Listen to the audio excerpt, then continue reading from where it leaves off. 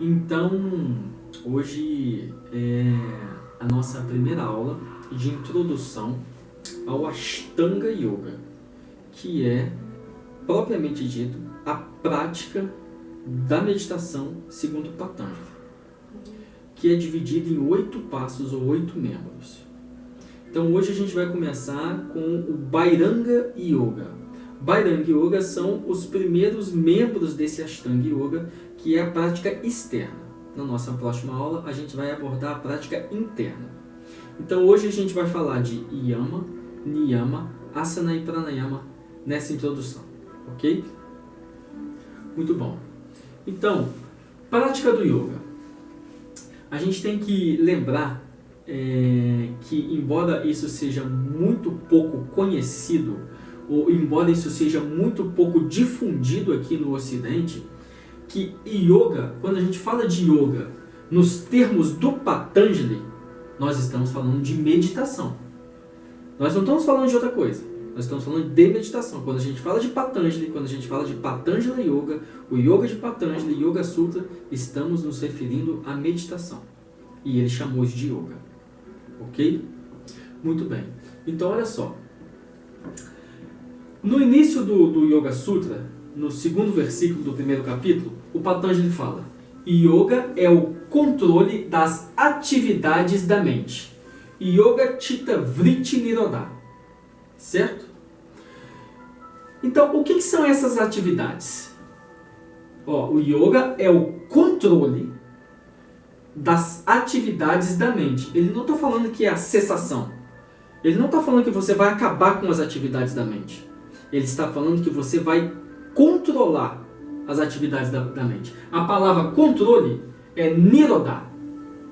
Ele não está falando virodha, por exemplo, que significa como se você estivesse reprimindo, suprimindo. Ele falou nirodha, então ele está falando que você vai controlar. Por isso aquela falácia que as pessoas falam assim: eu quero meditar para parar de pensar. Isso não existe. Ninguém para de pensar. Então você vai controlar os vrittis, que são as atividades da mente. A gente já estudou as atividades da mente. A gente já estudou os vrittis naquela aula, os turbilhões da mente. E a gente viu lá quais eram eles: conhecimento correto, pranama; conhecimento incorreto, viparyaya; imaginação, vikalpa; sono, nidra; memória, smriti. A gente estudou cada um desses e a gente deu exemplo de cada um desses. Se lembrar naquela nossa aula lá de o controle das funções da mente. Certo? A última parte daquela aula. E aí, no Yoga Sutra 1.12, a restrição... Isso aí. A restrição nirodha das mesmas vem pela prática da ausência da paixão. Então, vamos repetir, né? Então, olha só. Yoga Sutra 1.12. A restrição nirodha das mesmas, ou seja, das atividades, certo? As atividades da mente. Então, a restrição das mesmas vem pela prática da ausência da paixão. Então, de novo, a gente está caindo naquele mesmo assunto da paixão. Isso é recorrente na filosofia do yoga, porque o yoga, a prática do yoga, ela foi feita para reduzir a paixão. O que é essa paixão dentro de nós? Nos termos do yoga, é o quê? É rajas na mente, muito rajas na mente, certo? Então, olha só, a ausência da paixão, portanto, é pré-requisito para a meditação yoga possa acontecer.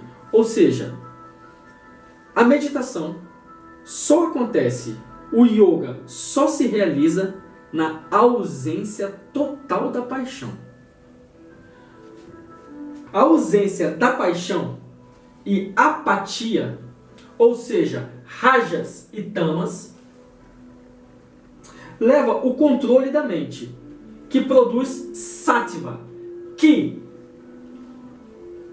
que essa aqui eu fiz rápido, cara, que reduz o apego e a paixão, né? Então, olha só, quando você reduz sattvas, quando você reduz rajas e tamas na mente, aumenta o caudal de sattva. Aumentando sattva, automaticamente você está aniquilando mais e mais a aversão e a paixão, o embotamento de tamas e a empolgação da paixão de rajas, certo? Mas como que isso é feito? Como é que Patanjali ele te ensina a diminuir rajas, diminuir tamas e aumentar sattva? Ele te oferece uma prática, certo? Essa prática é o Ashtanga Yoga do Patanjali, que são os 8 passos ou os 8 membros do yoga, como comumente é chamado. Muita gente chama o yoga do Patanjali de Ashtanga Yoga. Ashtanga Yoga é simplesmente a prática, colocar em prática os ensinamentos do Patanjali. São ferramentas que Patanjali te dá para exercer o yoga dele, certo? Mas ele não fala em hora nenhuma no Yoga Sutra que o yoga dele é Ashtanga Yoga. Até porque ele incorporou isso no Yoga Sutra de fontes anteriores a ele, né? Isso na verdade nem é de Patanjali. Então, no Yoga Sutra, capítulo 2, versículo 28, pela prática dos 8 membros do yoga, elimina-se as impurezas e obtém-se o brilho da sabedoria, Gnana, discriminativo. 29. Estes 8 membros do yoga são as abstenções, Yama, as observâncias, Niyama, as posturas, Asana, controle da respiração, Pranayama, a inversão dos sentidos, Pratyahara, a concentração, Dharana, a meditação, Dhyana e a união, Samadhi. Aqui eu errei, né? Aqui tinha que escrever Dhyana, escrevi Dharana de novo. Tá? Estes são os 8 membros da prática do Patanjali. Existe um conhecimento disseminado aí que fala que, como Patanjali enumerou o Ashtanga Yoga dessa maneira, supõe-se que primeiro você deve executar Yama, depois você deve executar Niyama, e depois você deve ficar proficiente em Asana. Só depois que você ficar proficiente em Asana, você vai praticar Pranayama. Como se isso fossem etapas a serem concluídas, como se isso fossem estágios a serem vencidos. Mas não é assim. Observa que o Patanjali ele utiliza a palavra Anga, que significa membro. Não significa estágio, não significa fase. Ou seja, não se trata de uma prática onde você começa algo e termina para começar outra. Por exemplo, existem pessoas que começam por Samadhi. Como assim? Como é possível? Existem pessoas que, por exemplo, Gopi Krishna despertou a Kundalini de repente, sem mais nem menos, e teve um lapso de Samadhi. Por exemplo, quando o guru dá um kripa no seu discípulo e o discípulo entra em estado de Samadhi. O discípulo não estava praticando Yama, não estava praticando nada disso. Ou seja, não necessariamente você vai ter que seguir esse sistema como se fossem estágios. Você pratica tudo junto. Uma coisa vai levando a outra, uma coisa vai fortificando a outra. Na medida em que você prepara mais o seu corpo nas práticas externas, o que são as práticas externas? Yama, Niyama, Asana e Pranayama. Fica mais fácil concluir se praticar as práticas internas. Pratyahara, Dharana, Dhyana e Samadhi. Certo? Então a gente começa de fora, a gente começa do corpo para a mente. Então, dentro desse conjunto de práticas que o Patanjali ele propõe, o que trata de ética e trata de moral é Yama e Niyama. O trabalho físico, o que trata do corpo, é asana e pranayama. O trabalho da mente é pratyahara, dharana, dhyana e samadhi. Então são 3 trabalhos distintos. Qual que é a intenção de se praticar ética e moral segundo Patanjali? Facilitar o processo da meditação. A gente já vai ver isso aqui como. Então, Mahavrata significa grande voto. É o que o Patanjali chama de Mahavrata, a prática de Yama e Niyama. Então, no Yoga Sutra 2.30-31, Patanjali fala acerca da disciplina moral que deve ser empregada em todos os aspectos da vida. Capítulo 2, versículo 30. As abstenções são: não ferir, ahimsa; ser autêntico, satya; não roubar, asteya; não ser sensual, brahmacharya; não cobiçar, aparigraha. Então, 2.31.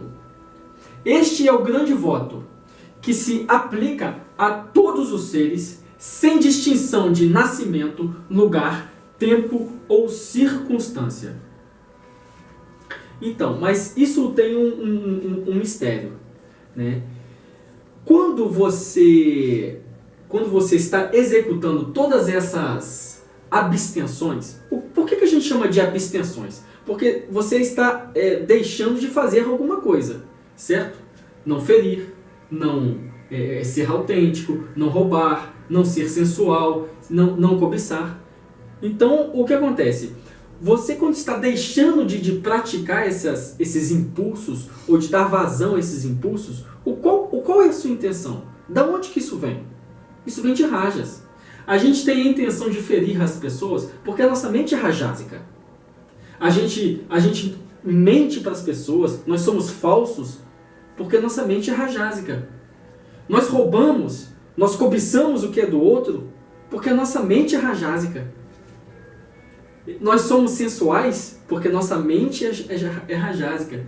E nós cobiçamos porque nossa mente é rajásica. Ou seja, Yama serve apenas para reduzir rajas na mente. Só que aí tem um perigo. Quando você trabalha reduzindo rajas, ao invés de você aumentar sattva, que é pureza, que é equilíbrio, que é sutilidade, que é lucidez, você pode aumentar tamas, que é ignorância, que é embotamento. E aí o que Patanjali faz? Tudo bem, já que você praticando essas 5 abstenções, você vai reduzir rajas na sua mente, mas pode aumentar tamas, então eu vou te dar 5 disciplinas para você reduzir tamas. Então isso é niyama. Olha aqui, eu falo disso daqui. Então, ó, todos esses votos têm como intenção conter os impulsos de rajas. É rajas o responsável por nos fazer enganar, roubar, mentir, desejar riquezas ou a qualquer custo, junto com prazeres sensuais de todos os tipos. No entanto, conter rajas pode levar ao aumento de tamas, ao invés de elevar sattva.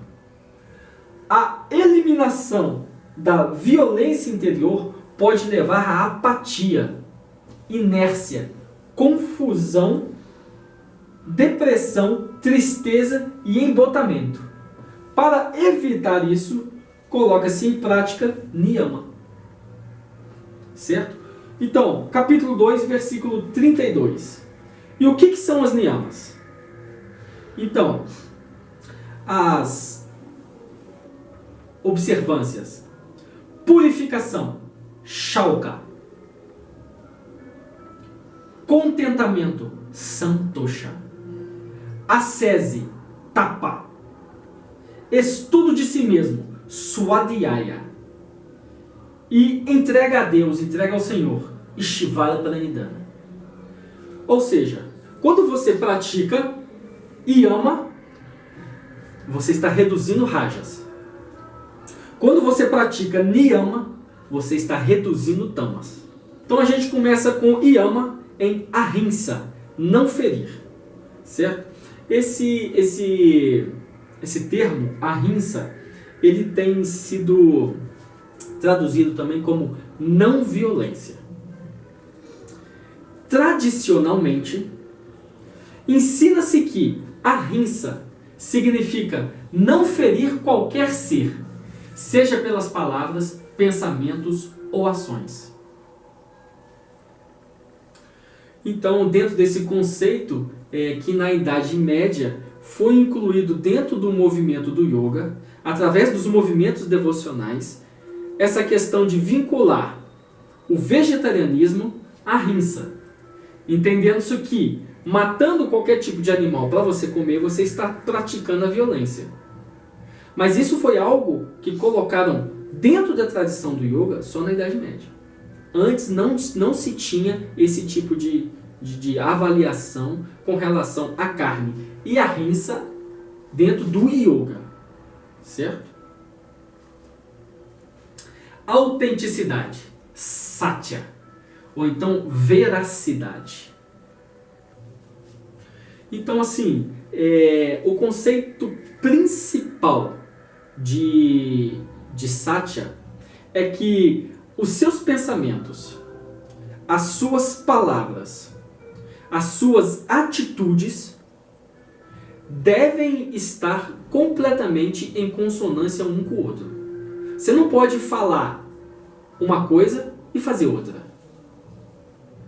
Você não pode pensar uma coisa, falar uma coisa e fazer outra, né? Então, o seu pensamento, a sua fala e as suas atitudes, eles têm que estar em consonância, eles têm que estar em equilíbrio. Certo? Esse é o conceito principal que é mais ensinado a respeito de satya. Mas também inclui-se dentro de satya não mentir, não ocultar a verdade, não ocultar ou velar a verdade, não fingir, não agir com falsidade. Isso tudo inclui-se dentro de satya. Por isso que a gente fala autenticidade, ser autêntico. É quando você pratica, quando você coloca em prática a sua natureza interior. É quando você coloca em prática quem de verdade você é. E aí você deixa de lado as máscaras, você deixa de lado os fingimentos, você deixa de lado as mentiras, para de verdade se assumir como você é, como a sua verdadeira natureza. A gente mente, a gente finge, porque a gente não conhece essa natureza interna. Ou seja, porque a gente não é autêntico. Nós não temos autenticidade. Como nós não temos essa autenticidade, não estamos firmados na nossa natureza interior, no que os telemitas chamam de verdadeira vontade, quando nós não estamos firmados mesmo no eixo com essa verdadeira vontade, a gente precisa o quê? A gente precisa fingir. A gente precisa mentir, a gente precisa enganar. Portanto, satya é o cultivo dessa natureza interior, dessa verdade, dessa autenticidade interior. Então, o nosso próximo voto aí, asteya, não roubar. É a ignorância de quem somos, a ignorância de que nós somos completos, que nos faz querer tomar para nós as posses do outro. Dá uma olhada aí no Yoga Sutra 2.37. Está do seu lado? No final, 2.37. Acho que ela está marcada aí. O que fala o 2.37? Quando o não roubar está estabelecido, todas as riquezas se tornam acessíveis. Ou seja, nós somos ignorantes da nossa verdadeira natureza. Nós nos sentimos incompletos.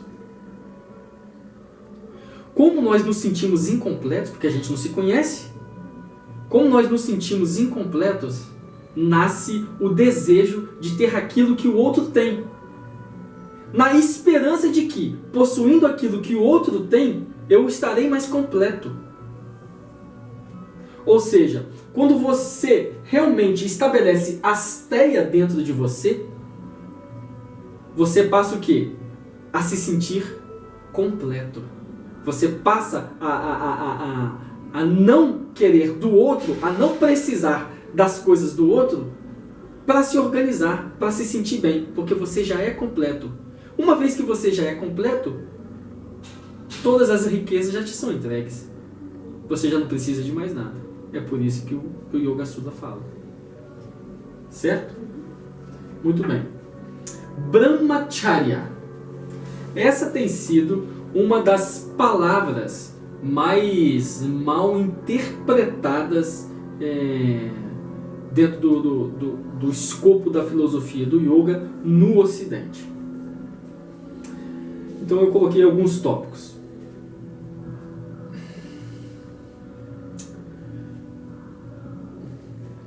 Este termo descreve a ideia de uma vida simples e rigorosamente disciplinada. Originalmente, Brahmacharya representa uma fase na vida de todo hindu que segue aí o Sanatana Dharma, que é a primeira fase, do 0 aos 25 anos. Nessa fase, que é a fase do Brahmacharya, do estudante, ele tem que, a pessoa que está nesta fase precisa assumir uma disciplina muito firme, disciplina de estudo, disciplina de trabalho, não pode se envolver em absolutamente nenhum tipo de evento que irá tirar a atenção, o foco do seu trabalho espiritual e que vai excitar a sua mente. Isso inclui o quê? Beber bebida alcoólica, comer ou beber intoxicantes, atividade sexual. Ou seja, qualquer tipo de atividade que vai te atrapalhar a ter foco na sua meta, irá também ser qualquer tipo de atividade que irá te atrapalhar na sua meta, será então punida ou será então reprimida ao Brahmachari, ao estudante, certo? Então, ou seja, se estabelecer numa disciplina rigorosa. Então, esse é o termo mais aplicado na Índia. No entanto, existem outras implicações. Não beber ou comer alimentos que excitam a mente. Isso eu acabei de falar. Não praticar sensualidade através de roupas, brincos, enfeites e perfumes. Ou seja, você tem que cultivar uma vida simples e tentar tirar de todos os aspectos da sua vida, seja na sua roupa, seja no seu comportamento, todos os aspectos da sua vida, qualquer tipo de evento, qualquer tipo de circunstância que vai atrapalhar o seu desenvolvimento espiritual, certo? Então, exemplo 1. Brahmacharya como fase, acabei de falar para você, certo? Exemplo 2. Yoga Sutra 2.38. Desenvolvimento de poderes. Dá uma olhada aí no 2.38. Quando se estabelece a não sensualidade, obtém-se a energia. Então, existe aí uma ideia difundida a respeito desse termo Brahmacharya, que quando você contém a energia sexual, você desenvolve poderes psíquicos. Isso está na literatura indiana yogi espalhado pelos grimórios do yoga, ou seja, pelas escrituras do yoga. Então, assim, a contenção da energia sexual, ela ajuda muito nas práticas espirituais e pode realmente desenvolver aptidões especiais naquela pessoa que é realmente aplicada àquilo, né? Então a gente está falando de uma maior introspecção, a gente está falando de